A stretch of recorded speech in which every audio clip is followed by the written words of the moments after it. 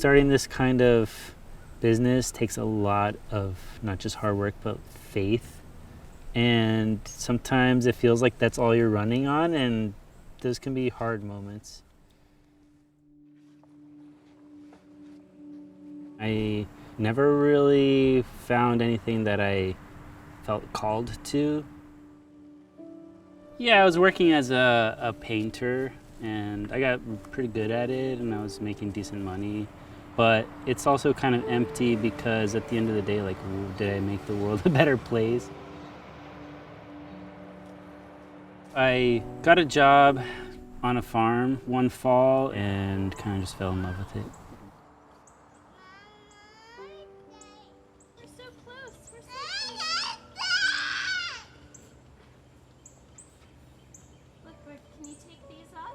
No. Can you take these off again? I spend a lot of my day taking care of my 2 young children right now. But I've been farming since the early 2000s. A lot of my farming has overlapped or intersected with education, green jobs training. Are you gonna let me interview?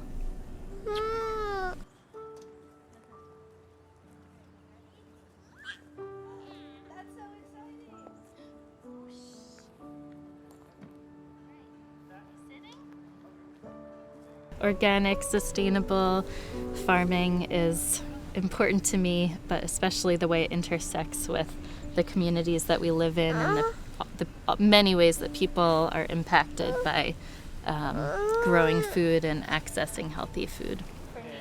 What's with this arugula? That gave you the playpen? Yeah, it was the one that was out. In a partnership, as we take on different roles, it's just so much easier for Daniel to run the farm right now and for me to be with the kids. But there are obviously so many ways that we can support each other or shift roles. We just have to remember to stop and do it when things start to feel overwhelming or frustrating. We work hard and we work long hours, but we get to practice this work-life family balance every day. We eat almost all of our meals together. Neither of us have to leave for a 9-to-5 job, and we have total control, and we can adjust our expectations and our stress levels, and they're not dependent on other people.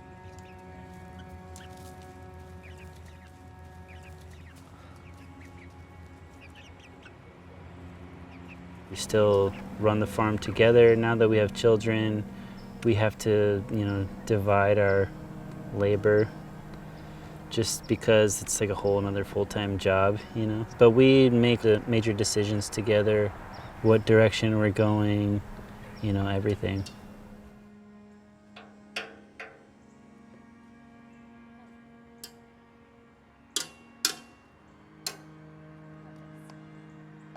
Aviva and I learned all this about farming on our own as adults, and something that we chose. But I think there's something really special about growing up, having an understanding of just the way the natural world works. For, our children getting to see us take on all these different roles, the fact that they're able to interact with the farm, see the pollinators, and just let them be a part of the entire process.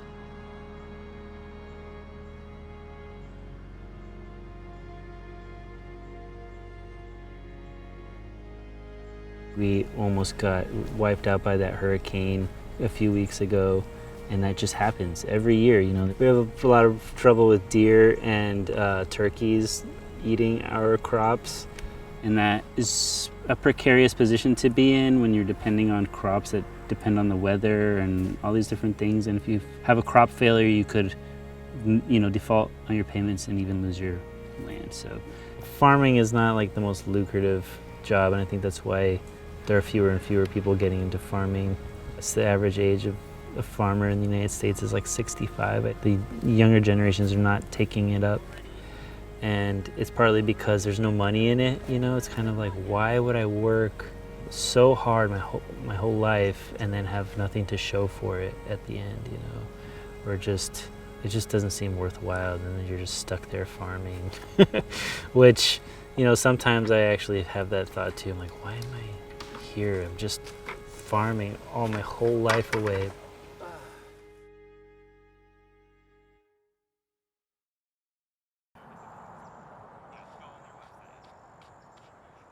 My favorite time of the work week is like the volunteer work day, just because, you know, there's a lot of people out, and so I just feel it's fun, you know. You get to talk to all different people and have interesting conversations, and we just like get tons of work done.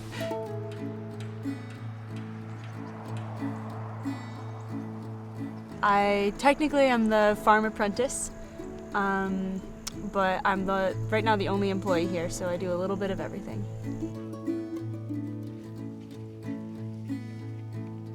I had been going to the farmer's market kind of like as a fun thing to do.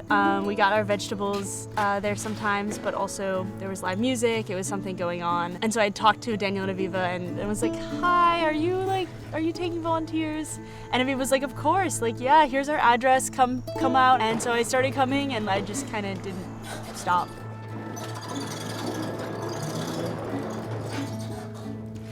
Like, it was nice to come out and know exactly what I was gonna do and get to watch week after week. The seed that you planted, then you get to put it in the ground, and then you get to like fertilize and water it, and then eventually like you take it home and you make soup.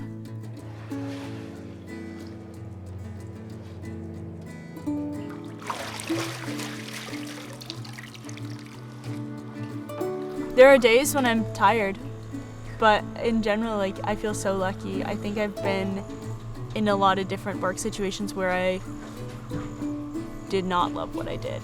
And I feel like here every day I come out, and even if it's like, you're gonna be hoeing for 4 hours, it's like, I'm doing it in a place that I love and with people who like genuinely care about me.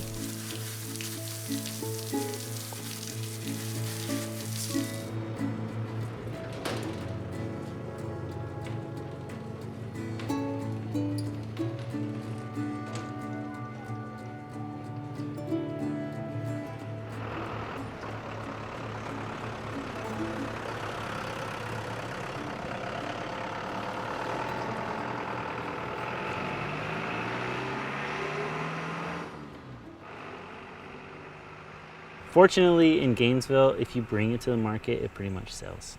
There's a strong market for our type of produce.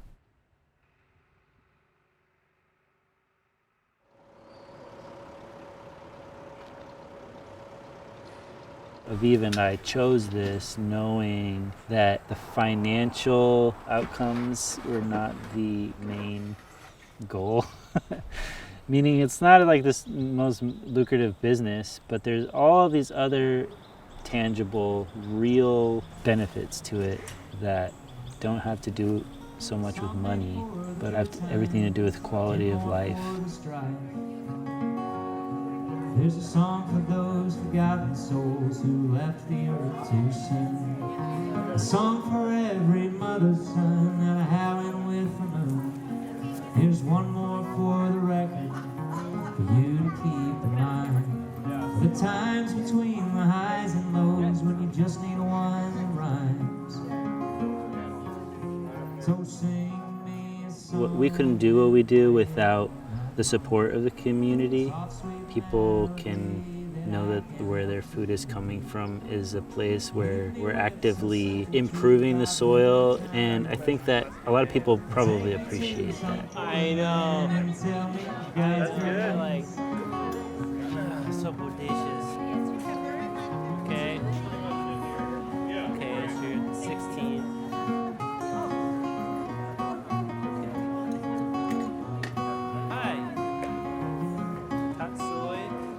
I want our farm to be more than just our family farm. I want it to connect to our community in a lot of different ways and create opportunities for education, close the gap in terms of food access in our community.